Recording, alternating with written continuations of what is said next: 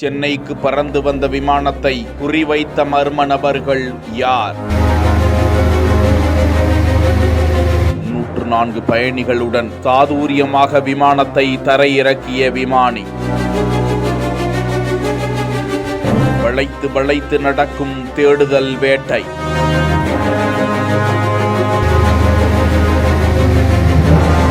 துபாயிலிருந்து சென்னைக்கு 304 பயணிகளுடன் தனியார் விமானம் ஒன்று வந்து இறங்கிய நிலையில் முன்னதாக சென்னைக்குட்பட்ட பகுதியில் இறங்குவதற்கு சற்று முன்பாக பச்சை நிற லேசர் லைட் ஒளி விமானத்தின் மீது எதிரொலித்தது. விமானியின் ஓட்டும் திறனை குழப்புவதற்காக அல்லது சதித்திட்ட வேலையின் காரணமாகவோ அல்லது விளையாட்டுத்தனமாகவோ லேசர் ஒளி அந்த விமானத்தின் மீது அடிக்கப்பட்டதாக கூறப்படும் நிலையில் விமானி சாதுரியமாக செயல்பட்டு விமானத்தை பத்திரமாக தரையிறக்கிய நிலையில் இது குறித்து விமான நிலைய அதிகாரிகள் விமான நிலைய காவல் நிலையத்தில் புகார் கொடுக்க லேசர் லைட் ஒளியை அடித்த மர்ம நபர்கள் தீவிரமாக தேடப்பட்டு வருகிறார்கள். இதற்கிடையே இந்திய விமான நிலைய ஆணையம் இது குறித்து எச்சரிக்கை அறிவிப்பை வெளியிட்டதோடு விமான போக்குவரத்துக்கு இடையூறு செய்யும் இந்த நபர்கள் குறித்து தகவல் தெரிந்தால் உடனடியாக அருகாமையில் உள்ள காவல் நிலையத்திற்கு தகவலை தெரிவிக்க அறிவுறுத்தி இருக்கிறார்கள். சென்னை விமான நிலையத்தில் 10 நாட்களில் அடுத்தடுத்து 2 முறை இது போன்ற